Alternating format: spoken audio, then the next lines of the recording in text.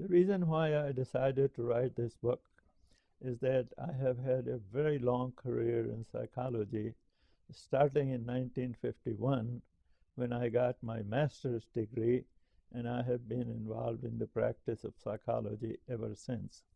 I have seen countless number of people mentally ill, and I have always been interested as to what makes people tick the way they do. It is a mystery to me. Nobody knows why people do what they do.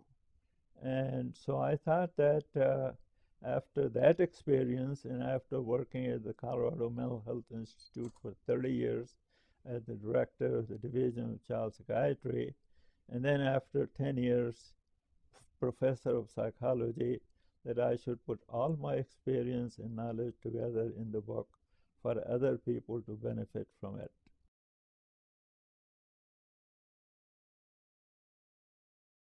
I'm writing the book with the aim that it is not just an academic exercise, but the book is something that will be helpful to people, not only in understanding what mental illness is, but how to live with it.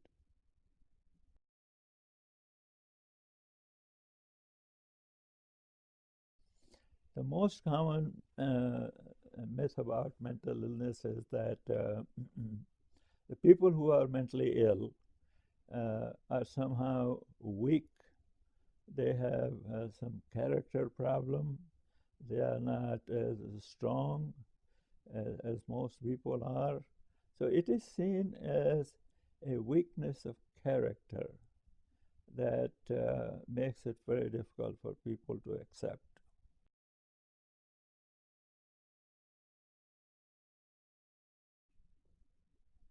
People should learn about it, and I think it's the responsibility of the society to keep people, to keep them educated, to have forums, to have all kinds of literature available to them so that they feel comfortable. And if they have some mental illness, they admit it, they talk with their friends, family, and get treatment and be healthy.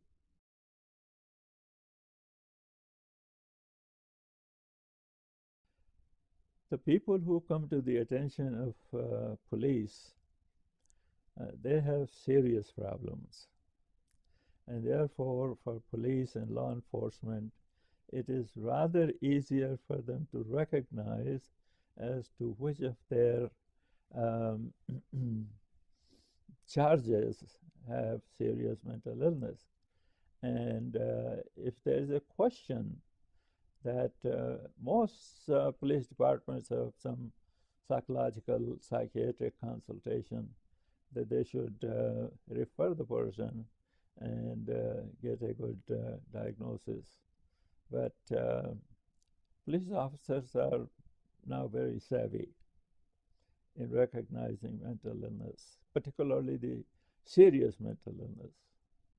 Authority means people at the top of the agency, but it is their responsibility to help their staff, their managers, their supervisors, to get some training, some knowledge, understanding.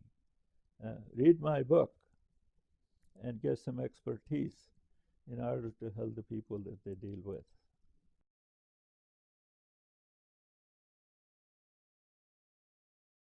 While people struggle with the lack of services, that my book will provide some pointers, some help, some guidance as to how family can together help the member that they have identified as a person with a mental illness and have a satisfactory life.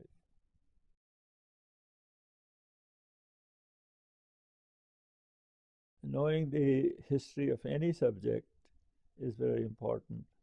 Where did we start? How the whole thing developed? How we came to this point, and where we are going from here? It is important to know. And history has some very important lessons to teach us. For instance, in mental illness, there was a time when mental illness was called insanity. And it was supposed to be caused by supernatural causes. And like possession by evil spirits and so on. So we have come a long way from that kind of understanding of mental illness. But mental illness still has stigma. And we can understand why mental illness has stigma if we study the history.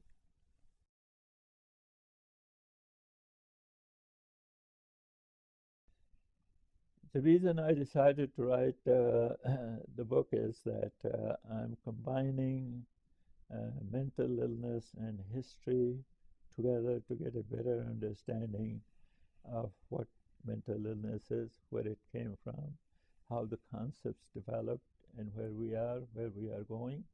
And number two, there will be attempt in my book to assure people that despite serious mental illness, despite the fact that people commit suicide and homicides, there is hope.